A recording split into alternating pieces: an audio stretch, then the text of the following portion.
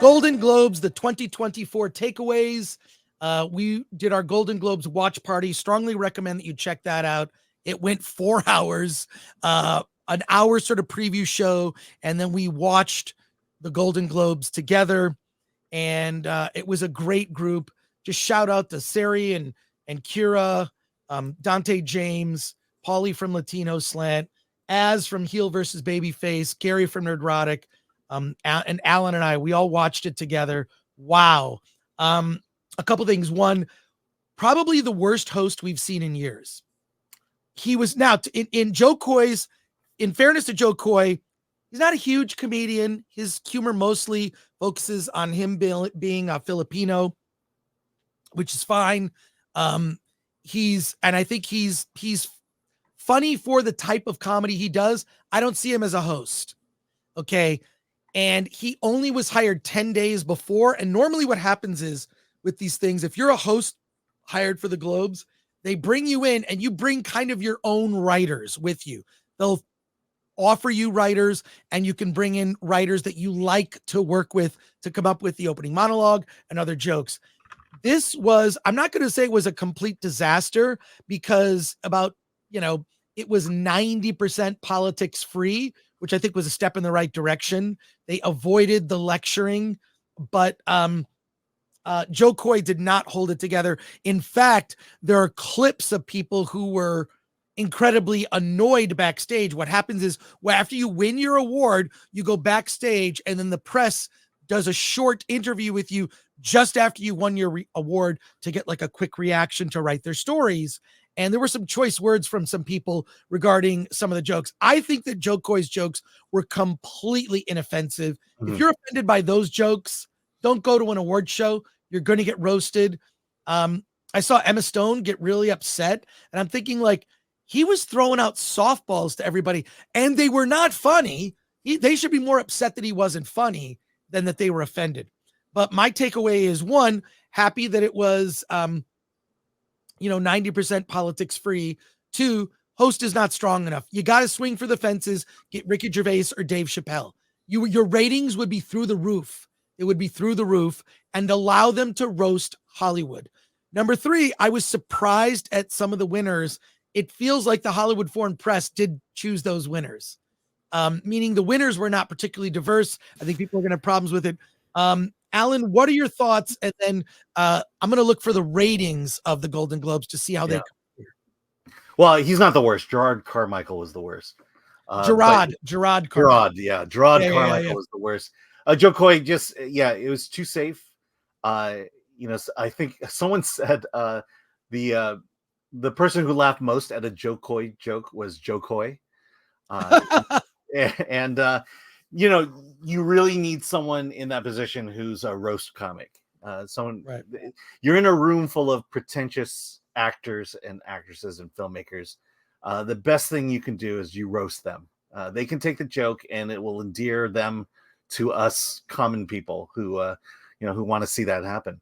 And it was surprising to me that everyone melted down over the Taylor Swift joke, which I think was the best joke of the night.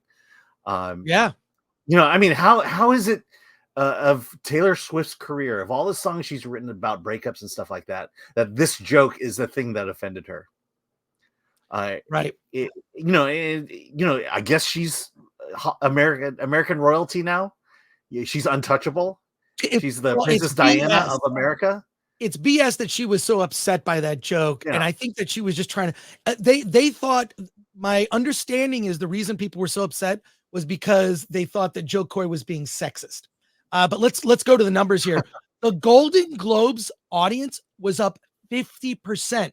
It's the most watched ceremony since 2020. 9.4 million live viewers. That is up 50% from 2023's show, according to early Nielsen data. That's a win for CBS and for the Globes after the award show attracted its lowest audience ever last year. I'll tell you why it was the lowest. It's because Gerard Carmichael's speech at the beginning, that opening monologue, was awful. The opening monologue was him basically lecturing the audience about, you only hired me because I'm black. Yeah. Stupid. But Joe Coy is generally, okay, he did not do a great job hosting. But Joe Coy, who has a stand-up special on Netflix, he is generally well liked. Mm-hmm. I think that he was not served by the material. Yeah, he's kind of like Jay Leno. You know, he's just got a nice personality. Yeah. You know, he the punches are soft, and you know, he's you know, you don't hate him for things he's done or for his politics. That is shocking. This is from Deadline, but it's all over. But 9.4 million live viewers. That's huge. That's huge. Yeah, well, it goes to that whole phrase of go woke, go broke. They didn't go woke, and so no one turned it off.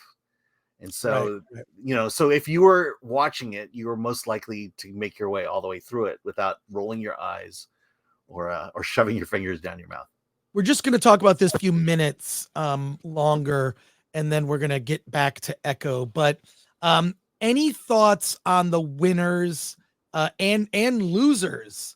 What do you think, Alan? Any thoughts? Yeah, the most baffling thing to me was Poor Things, and the amount of awards it got. I'm surprised Poor Things did as well as it did. But look at this, Christopher Nolan, director, and depending on how the DGA goes, he's queued up to win Best Director. But what's Twitter going to think of that? Yeah, are they going to be? I don't think Twitter said much. First of all, who cares what Twitter thinks? But the second thing is, I don't think it's said much. It's not like they're saying Barbie should have won. You know, of everything, I think Barbie was the front runner. It does annoy me because I would argue that every single winner at the Globes, there weren't anything like, oh, that person doesn't deserve to win over this person. I thought they were actually all very good picks. Except Poor Things, yeah. I get why they picked it, but I'll just say this.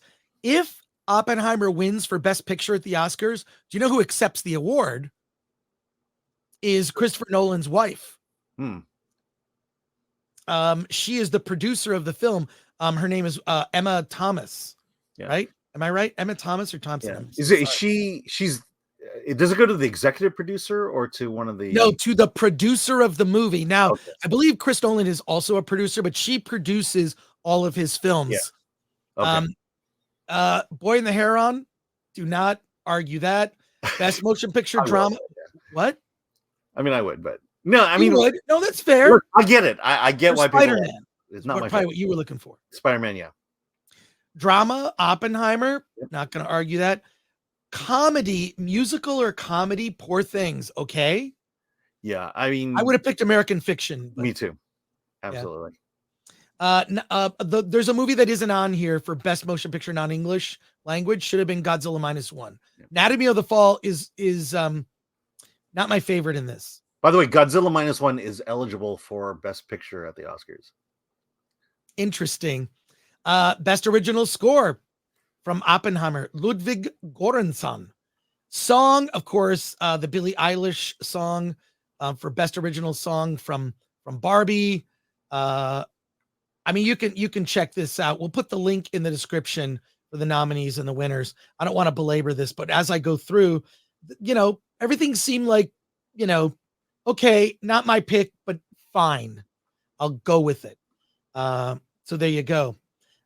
Divine Joy Randolph, female actor in a supporting I just saw Holdovers yesterday, and it's like this. She was the best. Right on that list. All right, cool. And then I'm gonna look. There is some footage from X or Twitter that I want to show you. Every time I type Golden Globes, I type Golden Gloves. I don't know why I do that. But let's go through. I had, all right, this is ridiculous. There's some ridiculous things up here that I can't believe. I can't believe even seeing here. All right. This is that part where I don't know where you're going, and so I can't. No, I don't know where I'm going. I'm looking for a specific thing. This is apparently from the Golden Globes. Look at this. And I'm a Dune fan. I don't know how I feel about this. It's some fake subtitles here, so this doesn't make a lot of sense. No, but, who tweeted that, by the way? Bad lip reading. So it's fake. Obviously fake. But there's a piece of footage here. Okay, this is, you know what? I lost it. I should have found the exact tweet. How about which one are you looking for? the one with? Okay, this is it right here. I gotta share the audio too. So Okay. here we go. This is a clip of Emma Stone being asked about the Taylor Swift comments. First of all, pause it and then let's go. Wait. Here we go. Just gonna watch this real quick. Emma, I don't know if you noticed, but when you won, Taylor Swift gave you a huge applause. You know, what are your thoughts on her cheering your win? What an am I right? No, I've known her for almost 20 years. I was very happy she was there, and she was also nominated tonight, which was wonderful. And yes, they're all just having fun. Emma, I don't know if you noticed, but when you gotta won, stop because they're repeating. Yeah, okay. What? I know. Okay. Well, she was referring to Joe Coy, right? What's that? She was referring to Joe Coy. But right? there was Joe Coy received criticism because many of the women who got off stage, and my apologies for not being able to find all of that, the footage, is they thought that many of his jokes were sexist. So there you go. I don't know. Were some of them anti-male as well? I don't know. I feel like as men, we can take a joke. I would recommend that if you're in an award show and you're, there, I think being gracious and being able to take a joke comes with the job. Yeah. Comes with the well, job. Hey, Chelsea Handler is hosting the Critics' Choice Awards. I'm pretty sure she'll get a little sexist, but on the other side. I am positive she will.